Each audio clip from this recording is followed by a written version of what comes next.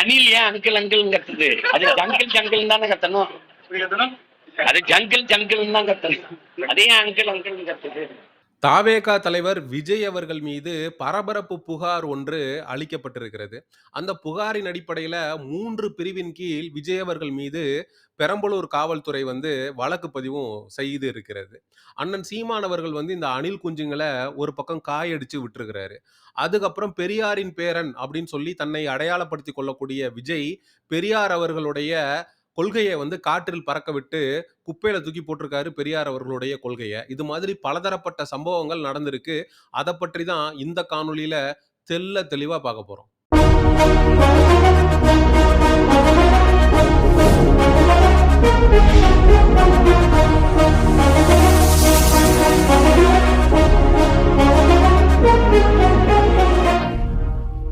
தாவேகாவுடைய 2வது மாநில மாநாடு மதுரையில மிக பிரம்மாண்டமாக நடந்து முடிந்திருக்கு அப்படின்னு பகல் கனவு கண்டுட்டு இருக்கக்கூடிய அணில் குஞ்சுகளுடைய நெஞ்சுகள்ல இடி இறங்கியிருக்கு. தாவேகாவுடைய தொண்டர் ஒருவரே தாவேகா தலைவர் விஜய் அவர்களுக்கு எதிராக காவல்துறையில புகார் அளித்திருப்பது சமூக ஊடகங்கள்ல மிகப்பெரிய அளவுல பரபரப்பையும் ஏற்படுத்தியிருக்கு. தமிழக வெற்றிக் கழக தலைவர் விஜய் மற்றும் அவரது பவுன்சர்கள் மீது இளைஞர் பரபரப்பு புகார் அளித்துள்ளார். சரத்குமார் என்கிற இளைஞர் ஒருவர் தாவேகாவுடைய மாநாட்டிற்கு மதுரைக்கு செல்றாரு. அப்ப விஜய் அவர்கள் ரேம்ப் வாக்ல நடந்து வந்துட்டு இருக்க போது விஜய் அவர்களை பார்க்க வேண்டும் அப்படிங்கிற அந்த ஆர்வ மிகுதியில அந்த ரேம்ப் வாக் மேடையில ஏறி விஜயை நெருங்குறாரு. அப்ப விஜய் அவர்களுடைய பவுன்சர்கள் அவரை தூக்கி பந்தாடி கீழே தூக்கி எறிஞ்சிடுறாங்க.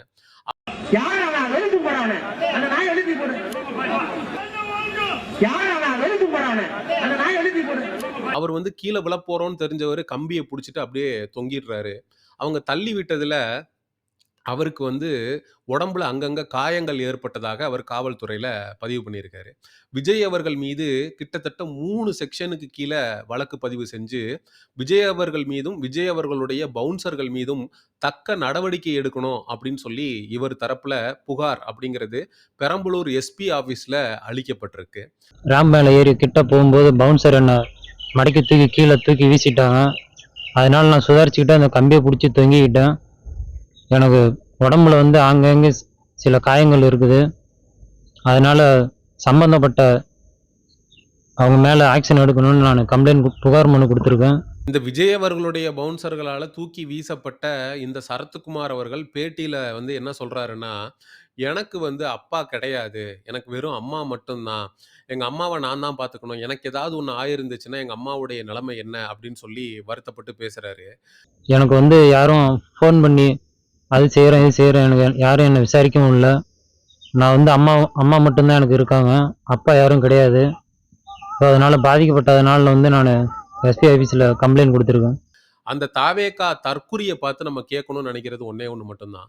ஏண்டா நீ விஜய் அவர்களை ஸ்டேஜில் ஏறி பார்க்கணும் அப்படின்னு நீ முயற்சி எடுத்தப்ப அந்த கம்பியில் கிரீஸ் தடவின கம்பியில் சட்டையை வச்சு தொடச்சிட்டு ஏறினப்ப குரங்கு மாதிரி தவ்வி போய் விஜயை கிட்டத்தில் பார்க்கணும்னு நினச்சப்ப உனக்கு தெரியாதா உனக்கு அப்பா இல்லைன்னு?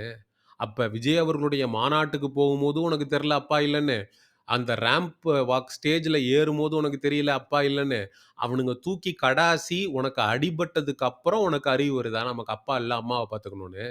இந்த அறிவு விஜய் அவர்களுடைய மாநாட்டுக்கு போகிறதுக்கு முன்னாடியே இருந்திருக்கணும்.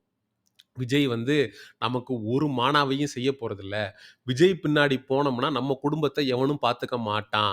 நம்ம வாழ்க்கை சீரழியறது மட்டுமல்லாம நம்மளை நம்பி இருக்கக்கூடிய அம்மாவுடைய வாழ்க்கையும் சீரழியும் அப்படிங்கிற அறிவு விஜயுடைய மாநாட்டுக்கு போறதுக்கு முன்னாடி இருந்திருக்கணும்டா. நீ போனதுக்கு அப்புறம் உன்னை அவனுங்க தூக்கி போட்டு பந்த அடி காயடிச்சதுக்கு அப்புறம் உனக்கு இந்த அறிவு வருது அப்படின்னா உன்னை எந்த லிஸ்ட்ல சேர்க்கறது? இதனாலதான் இவனுங்களை தற்குறி அப்படிங்கிறது. கண் கெட்டதுக்கு அப்புறம் சூரிய நமஸ்காரம் எதுக்குடா? அவனுங்க தூக்கி வீசினானுங்க. நீ ஏதோ கம்பியை பிடிச்சி சின்ன சின்ன காயங்களோட தப்பிச்சிட்ட. கீழே விழுந்து மண்டை கிண்ட பின்மண்டையில் அடிபட்டு போய் சேர்ந்திருந்தேன்னா உங்க அம்மாவை யார் பார்த்துக்கிறது? இதெல்லாம் பார்க்கும்போது தான் அண்ணன் சீமான் அவர்களுடைய தம்பிகள் எந்த அளவுக்கு பக்குவப்பட்டவர்கள் அப்படிங்கிறது நமக்கு புரியுது. கடைசியா நடந்த கூட்டத்துல அண்ணன் சீமான் அவர்கள் கோவப்பட்டு மேடையில இருந்து இறங்கி கீழே ஓடுவாரு. அப்படி ஓடும்போது நாம் தமிழர் கட்சி தம்பி ஒருவர் அண்ணன் சீமான் அவர்களை வழிமறிப்பாரு. வேணானே அப்படின்னு சொல்லுவாரு. போன வேகத்துல அண்ணன் சீமான் அவர்களும் பட்டுன்னு அடிச்சிருவாரு. அடிச்சுட்டு அதுக்கப்புறம் அப்படியே கடந்து போய் அந்த கூட்டத்துக்குள்ள போயிடுவாரு. அந்த நபர் அண்ணன் சீமான் அவர்கள் என்ன அடிச்சுட்டாரு அப்படின்னு சொல்லி காவல் நிலையத்துல போய் நிக்கல. ஆனா, பவுன்சர்ஸ் வந்து என்ன தூக்கி வீசிட்டாங்க அப்படின்னு சொல்லி விஜய் மேல புகார் குடுக்குறதுக்கு தாவேகா தொண்டன் போய் காவல் நிலையத்துல நிக்கிறான். இதுதான் தாவேகா தற்குறிகளுக்கும், நாம் தமிழர் கட்சி தம்பிகளுக்கும் இருக்கக்கூடிய மிகப்பெரிய வேறுபாடுன்னு நான் சொல்றேன். அடுத்ததாக தாவேகா தலைவர் விஜய் அவர்கள் தன்னுடைய எக்ஸ் தளத்துல விநாயகர் சதுர்த்திக்கு வாழ்த்துக்களை தெரிவித்திருக்கிறார். அணில் என்னடா அம்மனம்மா ஓடுது? அ தேர்தல் வருதுல்ல, நாங்களும் வாழ்த்து தெரிவிப்போம்ல. முதல் மாநாட்டுல எம்ஜிஆர் குறித்து, அண்ணா குறித்து, விஜயகாந்த் குறித்து வாயே திறக்கல. ஆனா 2வது மாநாட்டுல அவங்க எல்லாரையும் பற்றி பேசினாரு. எதுக்காகன்னா, அவங்களுடைய வாக்குகள ஆட்டைய போடணும் அப்படிங்கிறதுக்காக தான். இப்ப எதுக்கு விநாயகர் சதுர்த்திக்கு வாழ்த்து தெரிவிச்சிருக்கிறாரு அப்படின்னா, இந்துக்களுடைய வாக்குகள திருடணுன்றதுக்காக தான். கேட்டா பாட்டுல பெரியாரின் பேரன் அப்படின்னு பாட்டு போடுறது. பெரியார் அவர்கள், இந்த ஈவேரா அவர்கள் என்ன செய்திருக்கிறாரு தெரியுமா? விநாயகர் சிலைகள வாங்கி தெருவுல போட்டு உடைச்சு போராட்டம் பண்ணியிருக்கிறாரு. இவர் தான் வந்து பெரியார் அவர்களுடைய பேரனா. விநாயகருக்கு வாழ்த்து தெரிவிச்சிருக்கிறாரு. கேட்டா உருட்டுவாய்ங்க. கடவுள் மறுப்பு கொள்கைய மட்டும் நாங்க ஏத்துக்கல.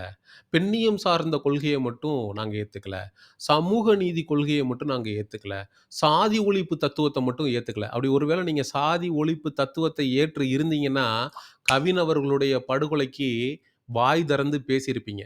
தெற்குல முக்குளத்தோர் ஓட்டு போட மாட்டான். கவினுக்கு ஆதரவா நம்ம செயல்பட்டோம்னா, அப்படின்னு ஒரு இழிவான அரசியலை செய்த நபர் தான் இந்த விஜய். எப்ப இருந்து இந்த தாவேகா தற்குறிகளும், விஜய் அவர்களும் ஈவேராவ கொள்கை தலைவர் அப்படின்னு சொல்லி தூக்கி பிடிக்க ஆரம்பிச்சாங்களோ, அப்பவே அண்ணன் சீமான் அவர்கள் இவனுங்கள லெஃப்ட் ஹேண்ட்ல டீல் பண்ண ஆரம்பிச்சுட்டாரு. அணில் ஏன் அங்கிள் அங்கிள்னு கத்துது? அது ஜங்கிள் ஜங்கிள் தானே கத்தணும். அது ஜங்கிள் ஜங்கிள் தான் கத்தணும். அதே அங்கிள் அங்கிள்னு கத்துது. குறிப்பாக திராவிடமும், தமிழ் தேசியமும் இந்த நாட்டின் இரு கண்கள் அப்படின்னு விஜய் அவர்கள் பேசினதுக்கு, ஒண்ணு ரோட்டுக்கு அந்த பக்கம் நில்லு, இல்ல ரோட்டுக்கு இந்த பக்கம் நில்லு. நடுவுல நின்னேன்னா லாரி அடிச்சு செத்து போயிருவேன்னு கடுமையான விமர்சனங்கள வச்சிருந்தாரு. இந்த லட்சணத்துல வர்ற செப்டம்பர் மாசம் ஈவேரா அவர்களுக்கு விழா எடுக்க போறாங்களாம். அப்படி எடுக்க போற விழாவுல புத்தகத்த வந்து ரிலீஸ் பண்ண போறாங்களாம். ஈவேரா அவர்களுடைய புத்தகத்த. அண்ணன் வந்து சும்மாவே ஆடுவாரு. இப்ப கால்ல சலங்கைய வேற கட்டி விட்டுருக்கானுங்க. என்ன ஆட்டம் ஆடப் போறாரோ! ஆக மொத்தத்துல நமக்கு ஃபுல் என்டர்டெயின்மென்ட் கேரண்டி. "விழாவாடா எடுக்கிறீங்க விழா? உங்கள் விழா எலும்புகளை நாங்கள் எடுக்கிறோமடா!" அப்படின்னு சொல்லி அண்ணன் சீமான் அவர்களும், நாம் தமிழர் கட்சி தம்பிகளும் இந்த தாவேகா தற்குறிங்க ஈவேராவுக்கு எடுக்கப் போற விழாவை எதிர்நோக்கி வலிமேல் விழி வைத்து காத்துக் கொண்டிருக்கிறார்கள். அதாவது தமிழக அரசியல் வரலாற்றிலேயே தன்னுடைய கட்சியை சார்ந்த ஒரு தொண்டன் ஒருவன் அந்த தலைவர் மீதே ஒரு புகார் அளித்திருக்கான் அப்படிங்கிறத நான் கேள்விப்பட்டதில்ல. நாம் தமிழர் கட்சி தொடங்கி 15 ஆண்டு காலத்துல ஒரு நாம் தமிழர் கட்சி தம்பி கூட, அதாவது கட்சி ரீதியா அண்ணன் சீமானுக்கு கீழ இயங்குன நெறைய பேர் வந்து அண்ணன் சீமான் அவர்களோட முரண்பட்டு கட்சிய விட்டு வெளியில போயிருக்காங்க. ஆனா ஒரு இடத்துல கூட காவல்துறையிட்ட போயி, இந்த மாரி சீமான் அவர்கள் என்ன இப்படி பண்ணிட்டாரு, அப்படி பண்ணிட்டாருன்னு இதுவரைக்கும் வந்து ஒரு புகார் அளிச்சு நான் பார்த்ததில்ல. ஏன்னா வெளியில போனாலும் அண்ணன் சீமான் அவர்கள் மீது வைத்திருக்கக்கூடிய மதிப்பு, அது மரியாதை, அது உணர்வுபூர்வமா வரக்கூடிய ஒன்று. மாற்று கருத்துக்கள் இருந்தால் கூட, அண்ணன் சீமான் அவர்கள் மீது எப்பவுமே ஒரு மதிப்பு இருக்கும். அதாவது இப்போ கட்சியிலிருந்து வெளியில போன காளியம்மாள் கூட எனக்கு வந்து உடன் பிறந்த சகோதரர்கள் யாரும் இல்ல. சீமான் அவர்கள தான் நான் அண்ணன்னு நெனச்சுட்டு இருக்கேன். அவர் என்றும் எனக்கு அண்ணனாக இருப்பார் அப்படின்னு பேசினதெல்லாம் வேற எந்த கட்சியிலயும் இருக்கக்கூடிய நபர்களுக்கும் நடக்காது.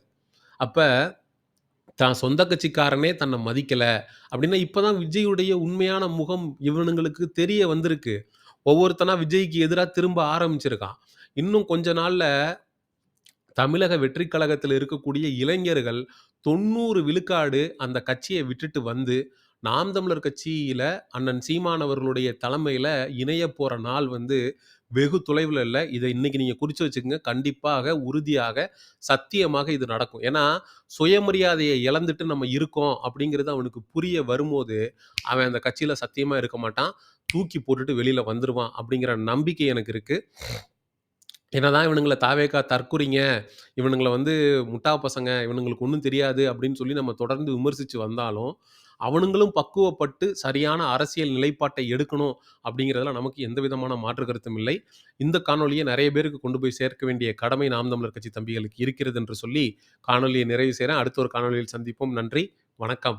செங்குருதி சேயோனே வங்கோடிய வேலோனே செவ்வளரி தோளோனே எங்குடிய காப்போனே